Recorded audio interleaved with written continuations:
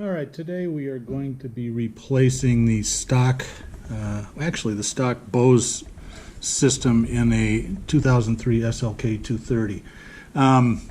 Let's talk about the Bose system for a minute and what you need to look for when buying a replacement unit. It's kind of a weird setup. It's needlessly complicated, but fortunately it doesn't sound very good.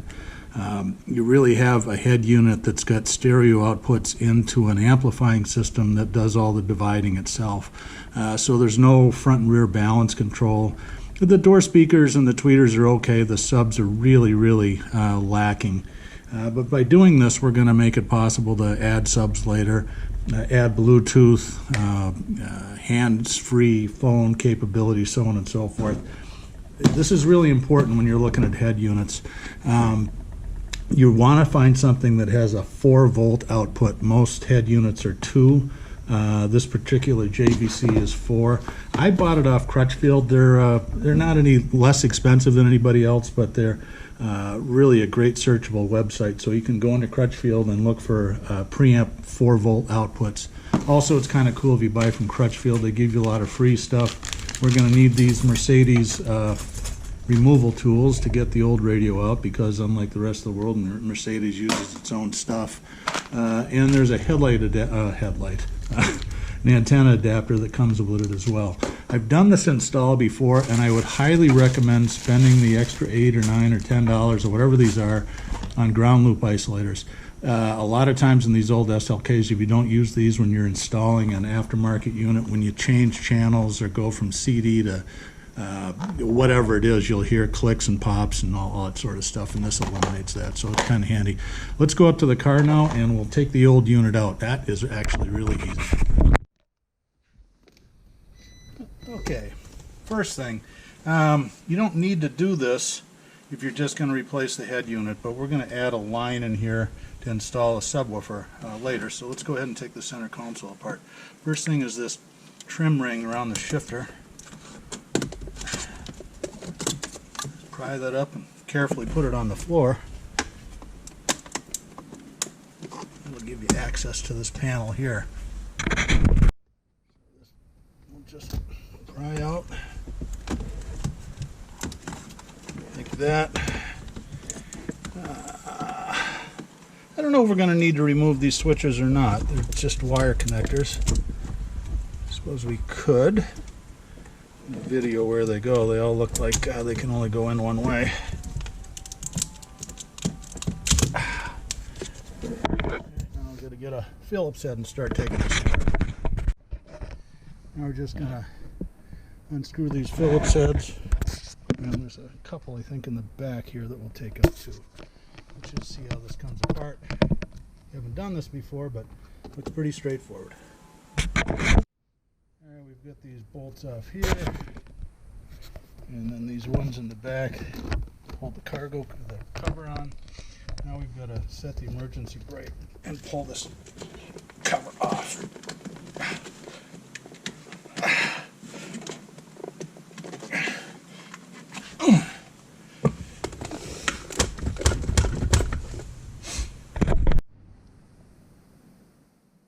Okay, to get at these, there's a couple of bolts under this cover that you have to get at.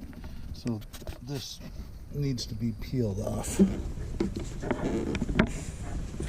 I can't do it one-handed, so I'm going to peel away and I'll show you what it looks like. When it's peeled off, actually I didn't realize this was in 2 separate parts. I probably could have left that one on there and just dug into the floor ones to get access to those little 10mm nuts. So they're out next. Alright, now we're ready to get the bolt nuts out the back. I disconnected the service indicator switches just to plug in the back. Now it should come off. We've got the roof switch, headlight switch, cigar lighter. Those are all going to have to be unplugged. We can get to them. Yeah, we can actually.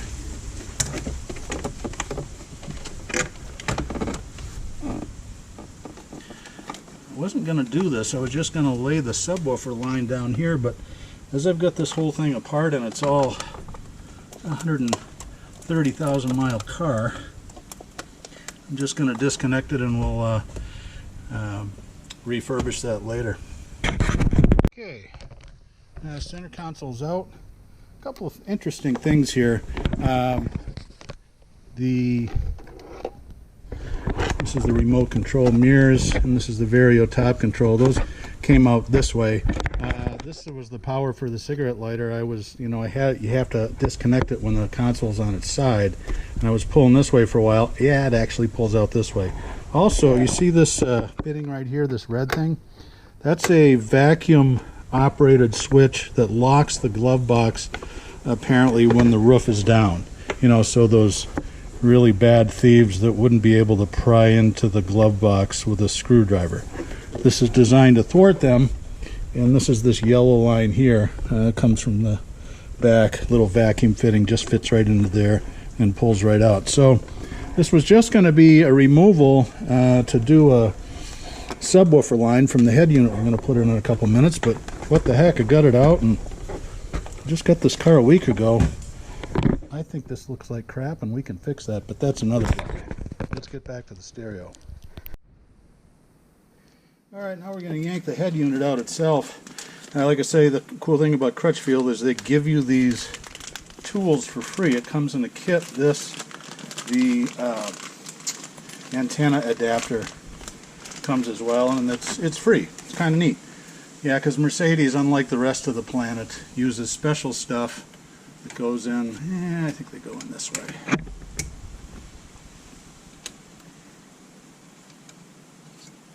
You can kind of hear them click into place, and that unlocks the stereo.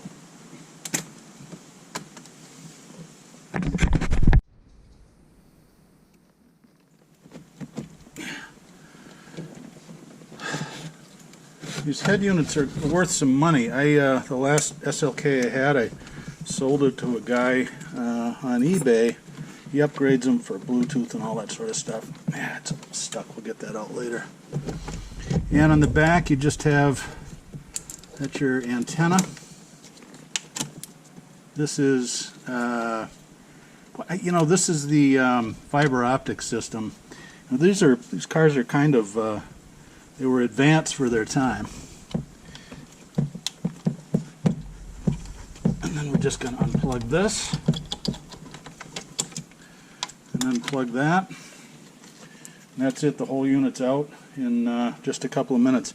Now, if you sell these on eBay, make sure you give them the radio code before you get rid of it. Another interesting thing, this is a little side note, but when I took the center console off, I found this. And it looks like an antenna connection and some sort of a plug-in. They did make these with a factory phone. I don't think that would be totally cool to drive down the road on your 17-year-old SLK talking on the factory phone. But if you take your console apart and see that, that's likely what it is. Now we're going to go in and prepare the new unit. Okay, so this is the wiring part of the show. This is this JVC unit I bought. Kind of groovy little thing. You've got 3 sets of RCA preamp outputs in the back. I don't know if you can read them here, but the first one's rear, next one's front, top one, this is actually probably upside down, yeah. This subwoofer, this we're going to hook up to the microphone so we can talk to people hands-free and be legal and all that kind of stuff. And this is where the antenna goes in. So what we're really doing here is we're taking the wire connector that comes with the head unit, and then we splice it in to this thing that comes from Crutchfield, and this plugs into the Mercedes kit. So when you're done, you haven't done any destructive wiring to the factory wiring stuff. All the connections that we're going to make will be right here at the kitchen table. So let's go over and look at what we're actually going to do in terms of wiring so it makes a little bit more sense. When you get this stuff from Crutchfield, they send you the information, little PDF. Hopefully this comes through okay. If not, whoops, sorry about that. Little guy fell over.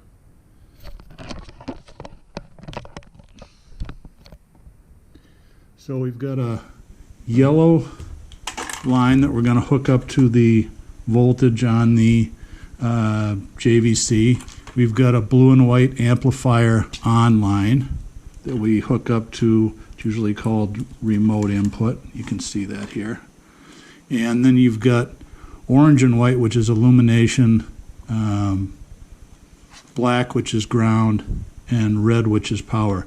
That's all you're going to hook up. You're not going to hook up any of the speaker wires out of here, because all of our power is going to come from the white and gray RCA plugs.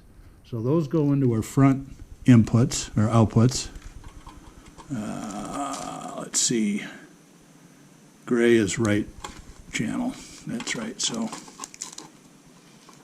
remember, with this Bose system, you're only powering it with left and right. There's no fade front to back. It is possible to do it. There's a guy that posted that the wiring diagram, but you'd have to get it into the Bose amplifier itself and make all kinds of splices there. And by doing that, I don't really think you've gained much, because the factory Bose subs are just kind of surprised Mercedes did that. It's much ado about nothing. This will be a much better system when we get done here. So again, what we're going to do is we're just going to splice this into this wiring harness and plug it back into the car. So you'll have to go into the manual for whichever head unit you get and figure out which wire is which. I'm going to do that. The page in your head unit manual that you'll want to find, so you can figure out which wires coming out of the back of the head unit into this connector goes into the adapter that will plug into the Mercedes. So, you can read, every unit's going to be different, so there's no point in going through this in great detail. Alright, after reading the JVC manual, actually the colors match up perfectly, so we're going to connect these 5 wires that come out of the JVC with these 5 wires that'll hook into the bends. These ones here, other than this remote steering wheel input, are all speaker wires. If you were going to use this conventionally, we'll never use those, because we're using the line level outputs of the head unit to drive the Bose system, which again, if you're shopping for these, it's really important. Get the 4-volt ones. 2 won't work, and there's no point in paying a lot of money for high output speaker ratings, because you're not going to use the amplifier section of the head unit. You're just going to use the preamp. So duct tape this up with this super groovy and hard to find orange duct tape. And the next step is we're going to heat up the soldering gun, solder these bad boys together. Now, you don't have to do that. If you want to do the old twist method, you can if you've got them laying around. I just assume they're soldered forever. I'd rather do that and then just tape off the connections, and I know I'm good to go. And then I'd wrap these in tape, and maybe even some more orange tape, and it'll never come apart. So if you've never stripped wires before, you can do it with a straight razor. You can use your teeth. Spend $10-12, buy one of these things. They're super handy. Don't practice on the wiring harness. Get some other wire and figure out how to do it. Basically, you just figure out the gauge, jam it in there, give it a rip, and you're good to go. And heat up the soldering iron and finish this project off. Oh, one last thing. As we are going to run a subline, this is a project for a later day. If you look on the back of this, and if you want to follow this project exactly, make sure you get one that has subwoofer outs as well.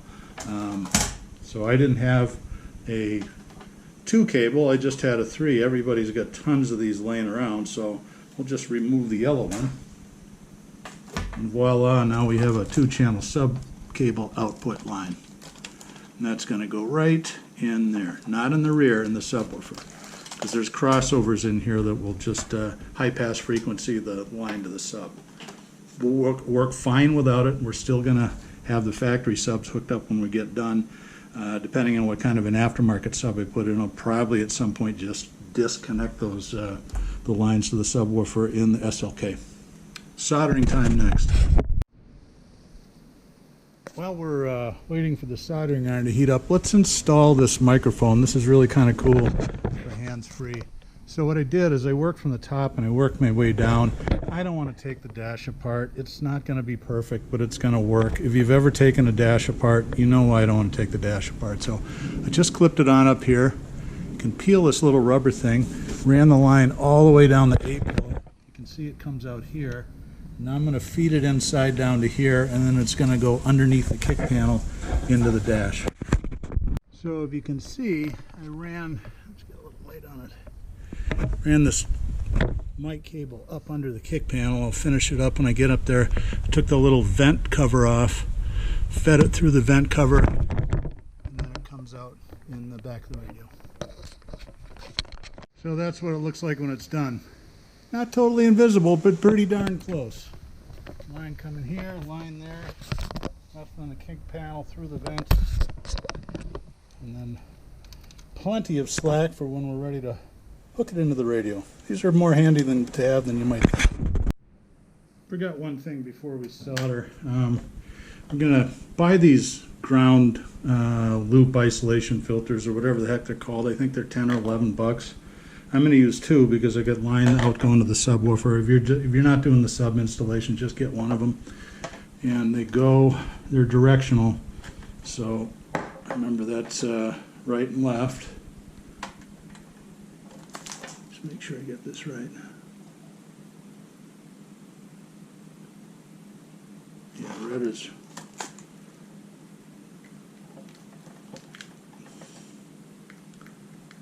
left, right, red, white, and that just goes straight into the harness. There's plenty of room in the back of this install for all this stuff to fit, and we will test it before we do the final installation. We've got long enough cable here to hook into the Mercedes harness that you don't have to have it completely installed to make sure you did everything correctly. So I'm going to put the other isolation unit in on the subwoofer line, and then we'll get to soldering it up. I noticed these have two brown wires. The last car, their isolator that I got did not have that. So it says in the instructions if the amplifier doesn't come on, then connect these to ground. We'll test it in the car, see if the amp comes on, and then just seal these off. Otherwise we'll ground it to the unit somewhere. I just thought I'd show this custom work I did. As I said, that I'm going to wire this possibly to put in a subwoofer either back behind the seat or maybe go right through the into the trunk. Not sure yet, but if I have the wiring all set, I can decide to how I want to do that project later. So this is what I did: is I took 3 wires and I tapped them into the wiring harness. One's positive, one's negative, and one is the power that will trigger the amplifier. And obviously they're all the same color, but I labeled them. It's all really tight to get it back here, so I managed to get one of them fed through. And then I taped the other lines to the one that was through and just pulled it through. It's like pulling wires on a house. So all this stuff is going to go back along with the line outs for the subwoofer amplifier. And I'll just pull them up neatly behind the passenger seat until I'm ready to add that. So we're going to get the harness ready and put the radio in. Okay, now we're going to connect the harness to the car. So these are the wiring harnesses that we took off the back of the old radio. This is the only one you're going to use, this big square one. And if you see on this one, it's a little dark in here. These tabs are going to line up in there. It's the only way it can go in.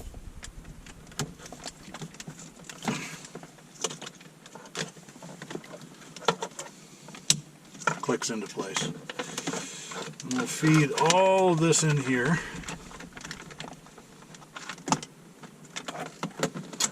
And we're going to go get the head unit.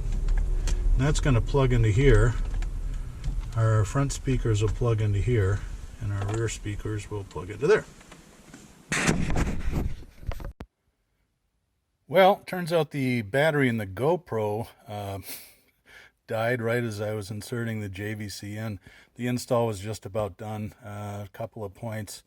Click the cage into place. Make sure you run all the wires through the cage to the head unit before pushing the head unit in.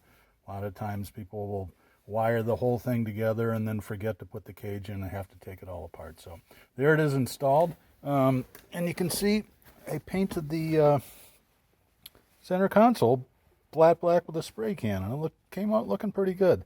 Might have to start going up the center stack side too. But anyway, that's it's pretty easy to put one of these in one of these cars. Hope this helps.